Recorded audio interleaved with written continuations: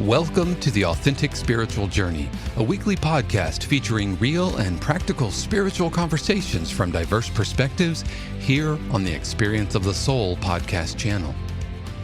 Today, episode 228, Masks We Wear. And now your host, Reverend Cynthia Alice Anderson. Hello and welcome to the Authentic Spiritual Journey. My name is RCA. I guess I'm saying that now as my introduction. I'm Cynthia Alice Anderson, lovingly known as RCA for Reverend Cynthia Alice. And we welcome you to the Authentic Spiritual Journey. I'm here this morning in 818 Studios with my producer. Good morning, everybody. This is Dave Croft. Thank you so much for joining us for another episode of the Authentic Spiritual Journey. As always, I want to welcome you to a brand new week. And I want to thank you for spending part of your day here with us for episode 228. 228. That's amazing. And this is going to air on Halloween. Halloween. Or Halloween, as Shannon likes to point out. That's how it should be pronounced. Every year we have this discussion. Halloween. Well, it is. Yes, I think that's correct. Yeah, like if it? something, but if something's hollow, that's usually spelled with an O. It's not Halloween. It's Halloween. But it's also Deck the Halls, so English is weird. Deck the Halls. I have a friend named Hal. We'll call it Deck the Halls. Oh, that's funny. That's funny. Yes, and today's topic is exactly for Halloween. Halloween.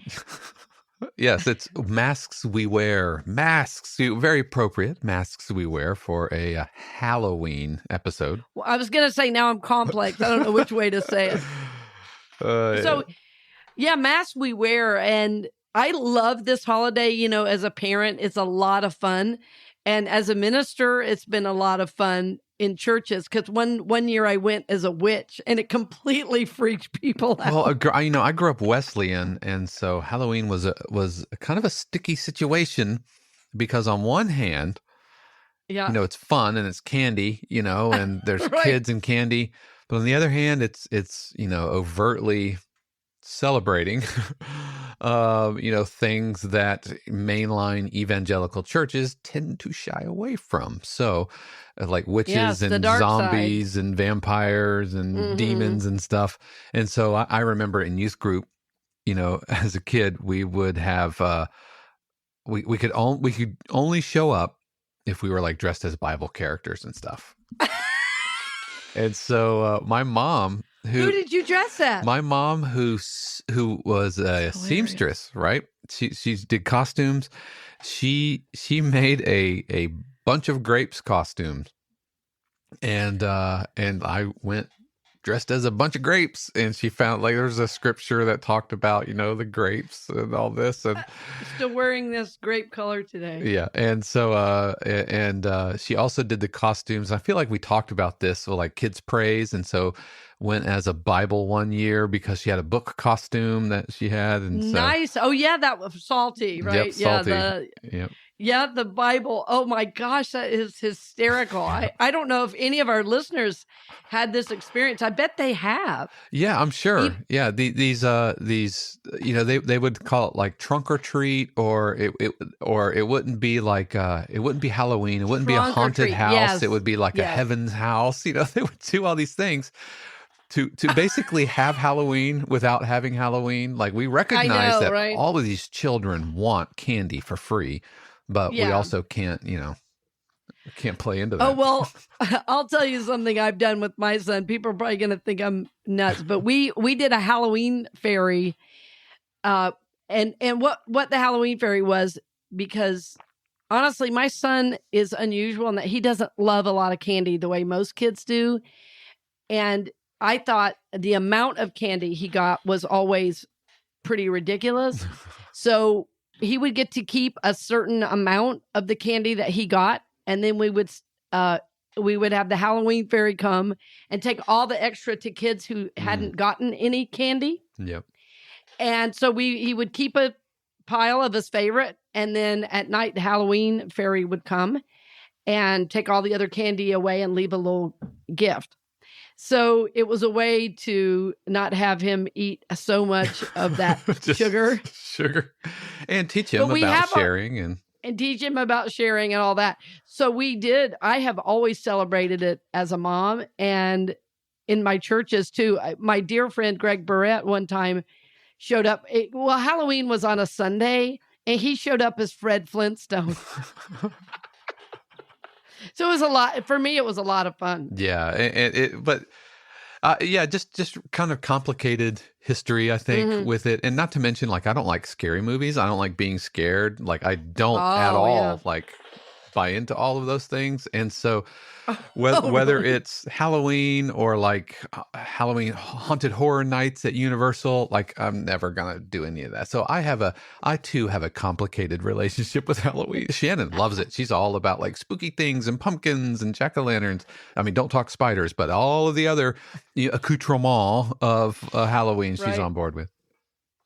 Well, what's interesting about what you're saying with how you grew up in the Wesleyan tradition, that in general, most of Christianity is scared of the shadow. Mm-hmm. And so, of course, because we're scared of it, it comes out sideways. Yeah. And you see fundamentalist preachers sleeping with prostitutes and all kinds of other things.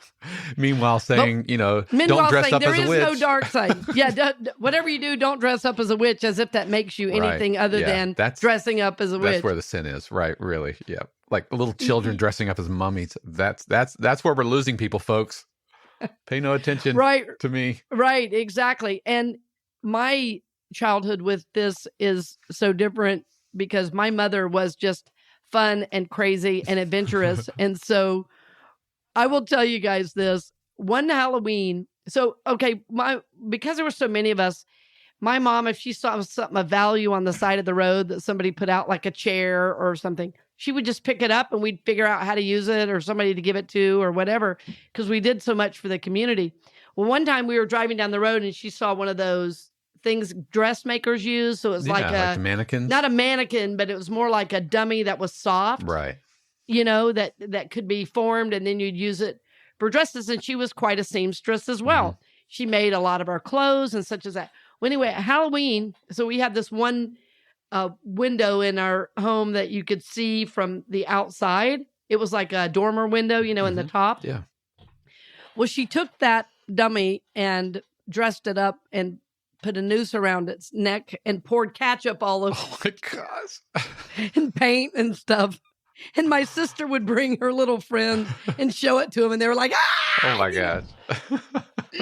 So we grew up around having a lot of fun at Halloween. We were always dressing up and making light of it. And we also always had a connection with the other side. So there was a ghost in the home that my grandfather built.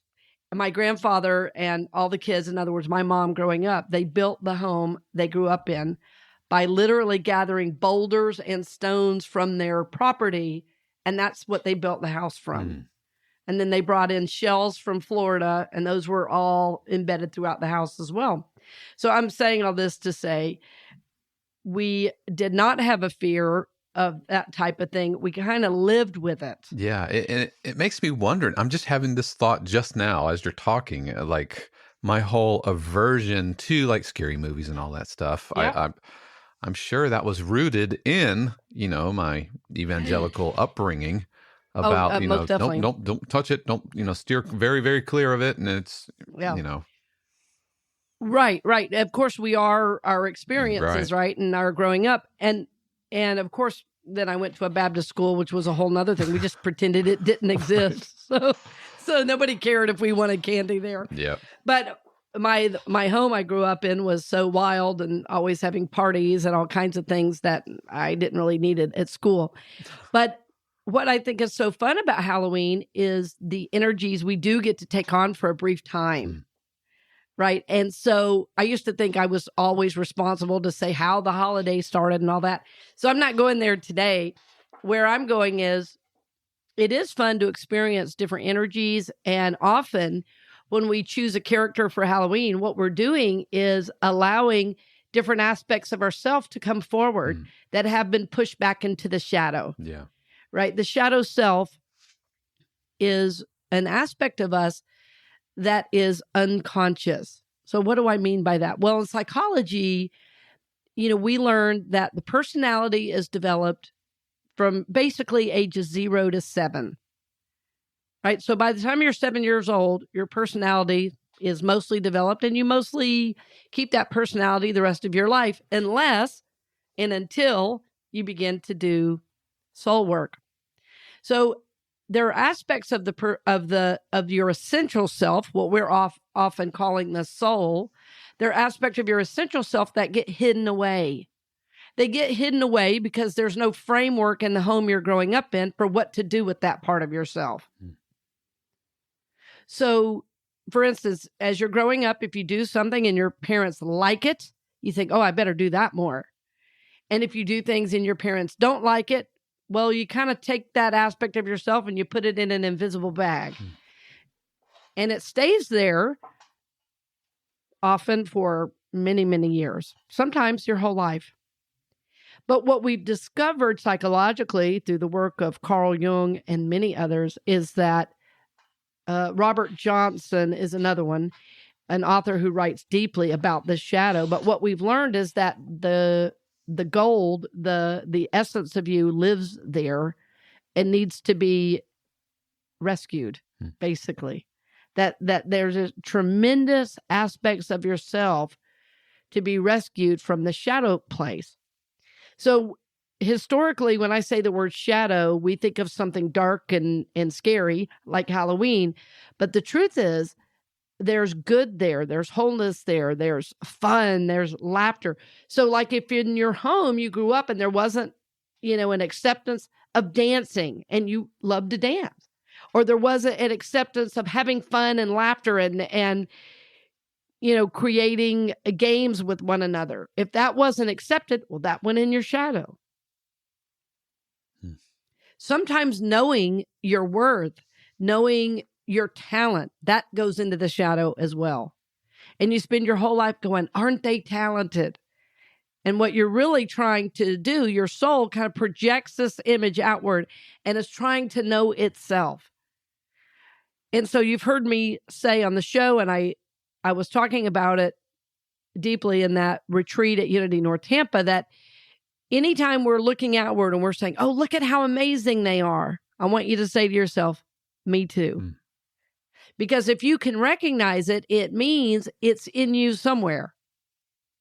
So the show Mask We Wear that we're in right now is about learning to go beyond the ego and the personality. In other words, we wear the mask of personality, and underneath all that is your soul.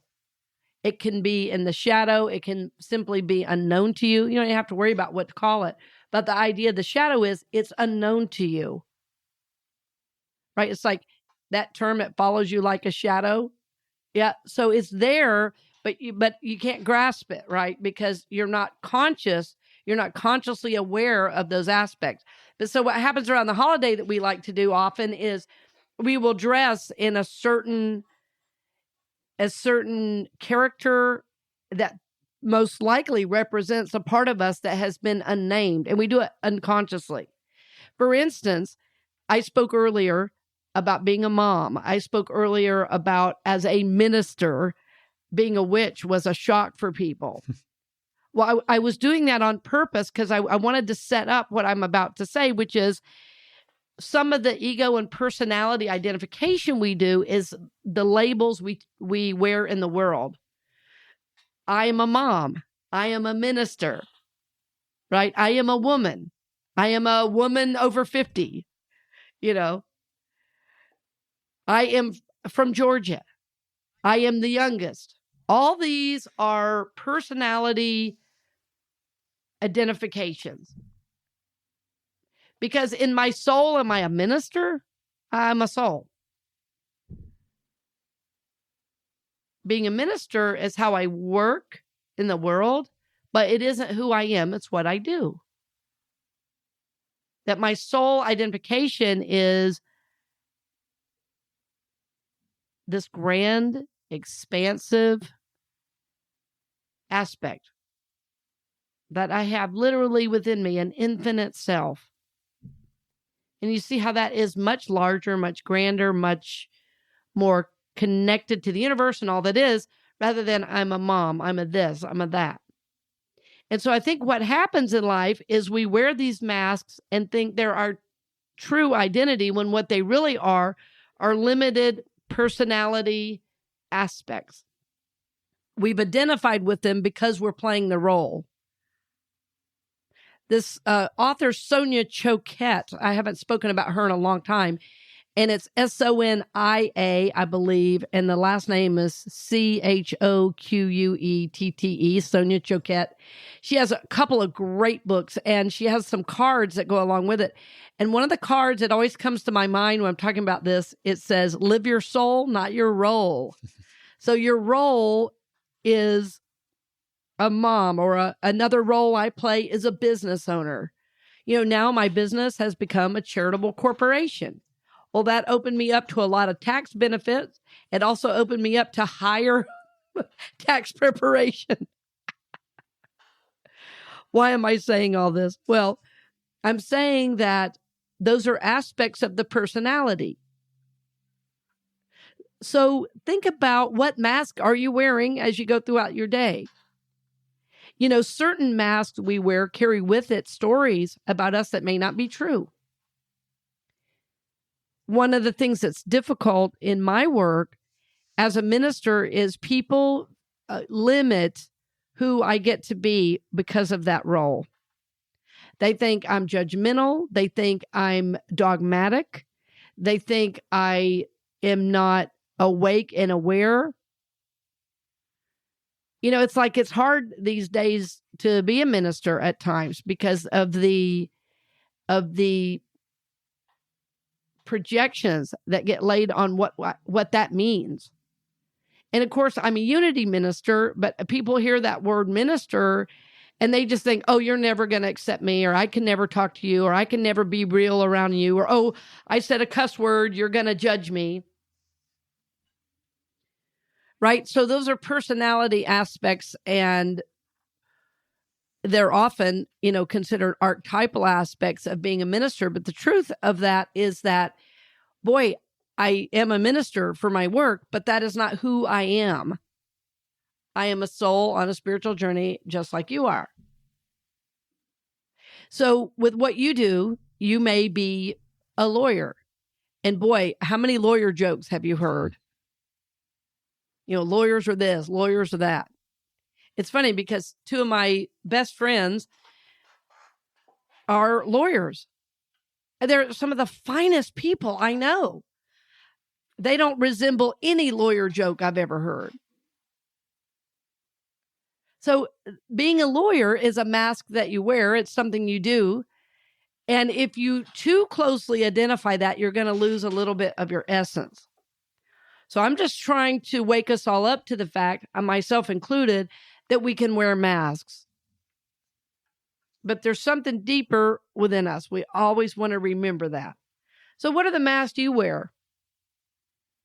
I have another dear friend. He's always working on not playing the role he played in the family. He keeps trying to come out of that because he realizes it's a personality defense that he learned for how to manage in a dysfunctional household.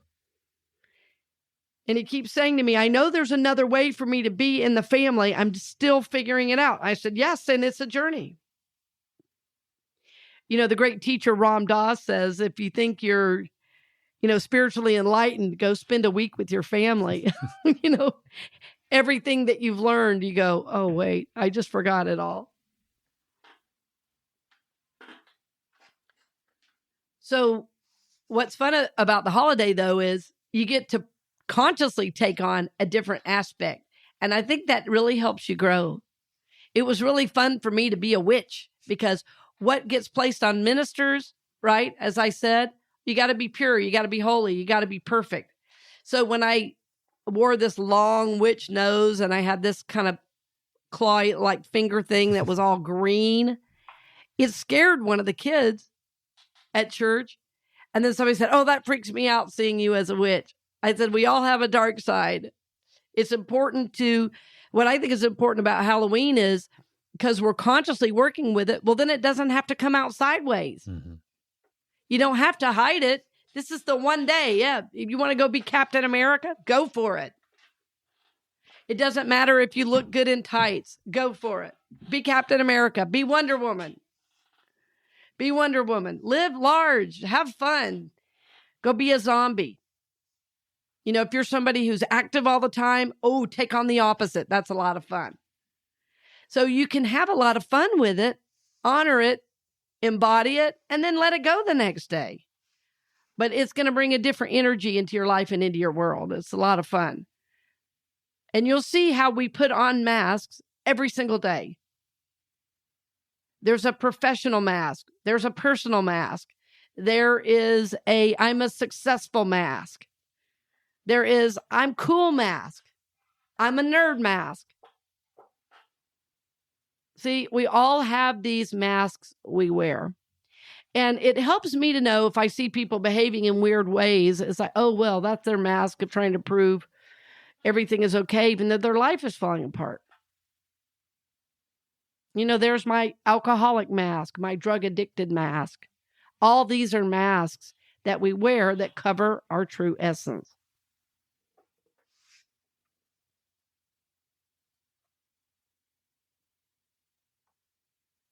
There's a great Unity book. I say it's a Unity book because Unity has used it basically as a textbook. It's called Lessons in Truth. It's by the great author Emilie Cady. And Emilie Cady spelled differently too.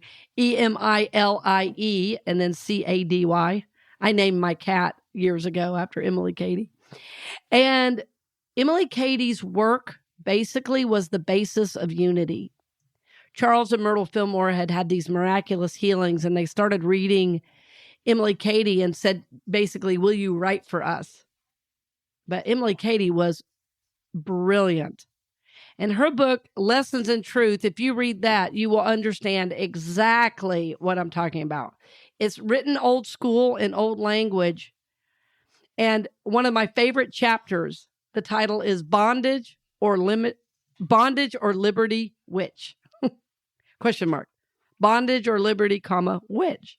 Which are you going to choose? And she says the personality is bondage and the soul is liberty, right? Lessons in Truth. Another great book I want to mention is also another old Unity book called What Are You? By Imelda Shanklin. I'm thinking of all these weird name authors today. Not weird, but different. Imelda Shanklin, Imelda. What Are You? By Imelda Shanklin. And it is about learning what is your true identity. Because what we're seeking to do in the work we do, you hear me say nearly every show, you're here to grow, prosper, and evolve, right? You're here to grow, prosper, and evolve. We want to live from soul, not with this personality identification. Now, it doesn't mean you don't go out there and be an incredible lawyer. It doesn't mean I don't go out there and be a great mom or minister or business owner. It means that as I do it, I'm not sourcing my worth in the personality. I'm sourcing in soul. And so I'm letting my soul shine through these aspects I do as I go throughout my day. We simply want to become more conscious.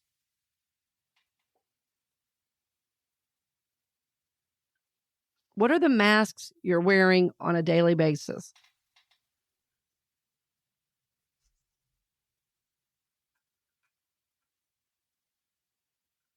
I remember when the idea of a super mom was first introduced. That was probably, 25, 30 years ago.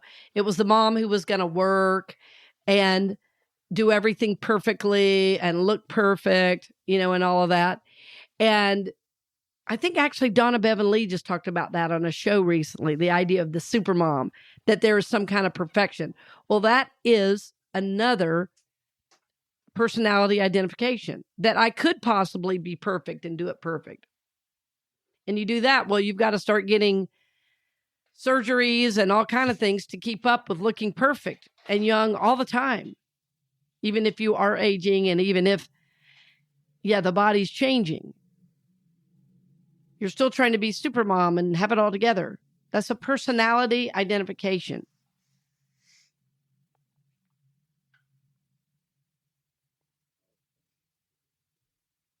So what are the masks you are wearing? Because we don't just have one.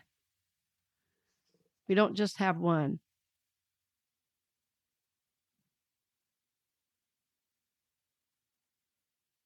One Halloween when I was a kid, I have a sister I'm very close to, and she's very talkative and super funny. And one Halloween, she did this thing where she was a mime, like a clown mime. And she never said a word the entire night. Like she never came out of character. And she came in and she had this food and stuff. And she just sat down and we were all saying hi to her and everything. And she wouldn't say anything. And she sat down and then she got out a little boiled egg she'd made and was putting salt and pepper and all this crazy stuff. And, we were just all watching her and it was like watching a completely different person.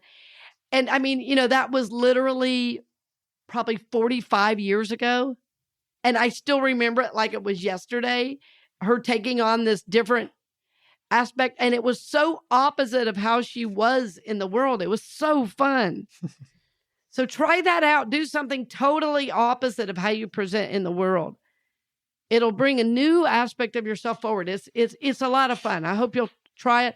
And I hope also you'll begin to think about, what are the masks I'm wearing unconsciously? How am I living from this personality identification when I could be, bringing my soul in and through these situations, because we want to be authentic. We want to be living our essence. We want to be at peace. We want to be allowing our soul to shine through. So there's less and less personality and more soul. So the idea today is simply to be conscious that we do wear masks, that you're not your job, that you're not your age, you're not your birth order, you're not what society says simply because you do a certain thing.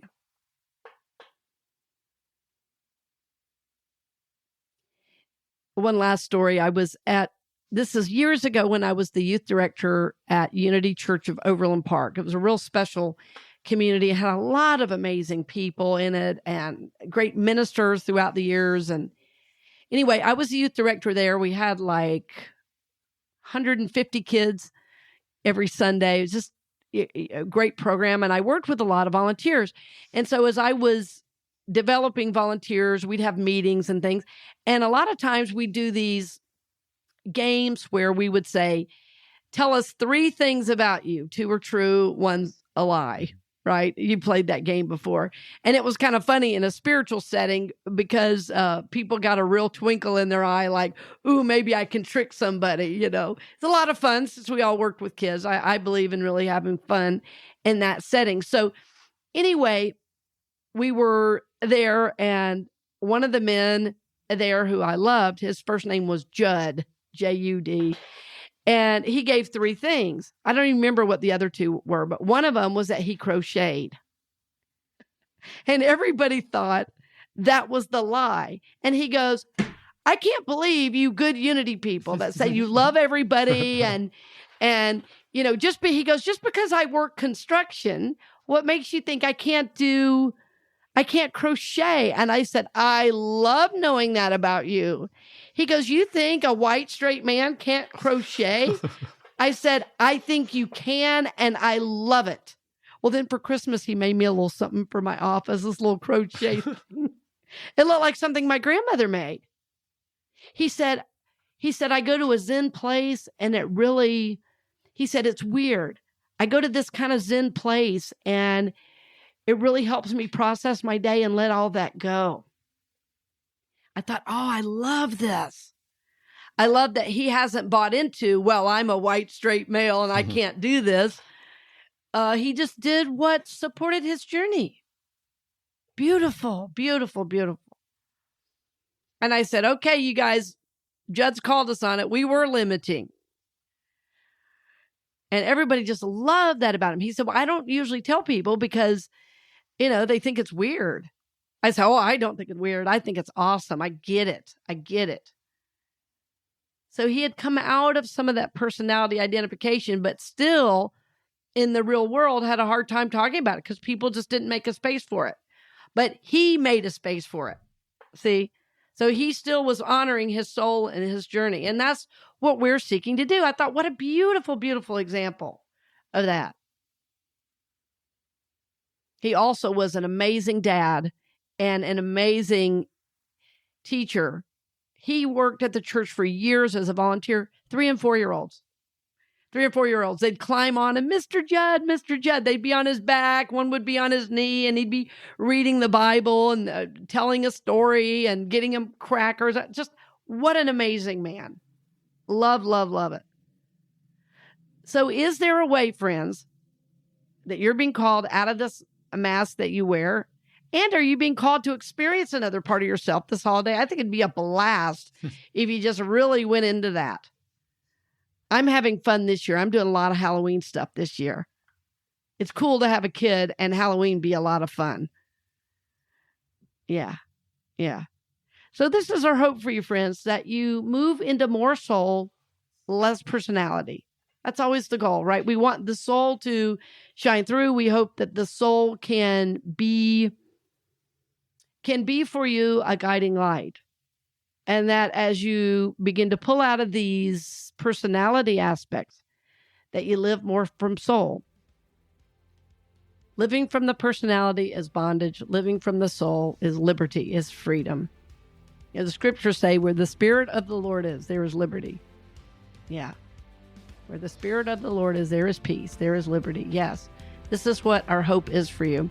So we hope you have a great holiday and know that we're always thankful for you. We're blessing you. We're supporting you.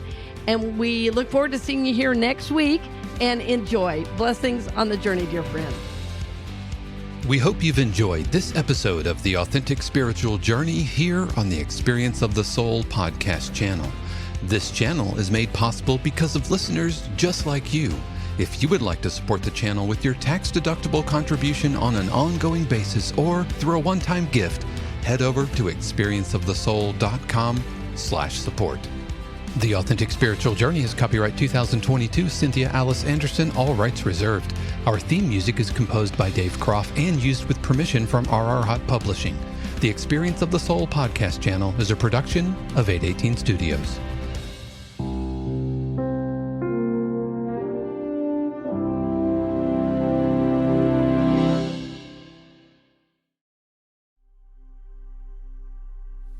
Thank you for listening to the show today, dear friends. I'm always happy to have you along the journey. If you're seeking deeper work, though, I'm going to invite you into one-on-one coaching with me. In my coaching work, I get to glean from my over 30 years of experience of working with individuals and leaders in the community on their spiritual journey. So I have a wealth of information that will help you along the journey, and it will be supportive. It will be supportive of your dreams, goals, and desires, but it will also be confrontive, because I am going to help you confront those limiting patterns and beliefs and help you break through those aspects and move into looking at life in a more holistic way. So even though it will be confrontive and at times even challenging, you will learn to grow, you will learn to prosper, and you will evolve into the person you have always wanted to be. Friends, the answers lie within you, and I am so honored to help empower you to live that truth and that goodness in the world. If you want to learn more about coaching with me, simply go to CynthiaAliceAnderson.com and go to the coaching section for more information. That's CynthiaAliceAnderson.com and go to coaching, and I'll be happy to set up a one-on-one call so we can discuss how I can best support your journey. Thanks again for joining me today, dear friend, and blessings on the journey.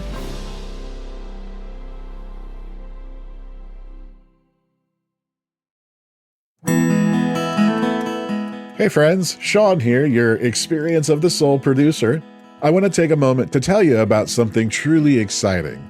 The SoulWorks online community, created by your host, Cynthia Alice Anderson, and available on the Mighty Networks app. If you're looking for a place where you can explore your spiritual path, connect with others, and grow in a meaningful way, then this is for you. SoulWorks is so much more than an online community. It's a safe, inclusive space for spiritual exploration, self-discovery, and personal transformation. Inside the community, you'll find everything from uplifting spiritual studies to soul-centered growth practices, meditations, affirmations, and so much more. It's a space where you'll always be supported and never judged. The best part, membership is free. You'll have access to powerful resources, inspiring content, and a supportive group of like-minded people who are all on their own unique spiritual journeys. And if you're ready to dive deeper, there are premium options available to enhance your experience with a live Monday night talk series and extended, deeper meditations. If you're seeking a place to connect, grow, and nurture your soul, we would love to have you join us in the SoulWorks community and see where this journey can take you. Visit my.soulworkscommunity.com today.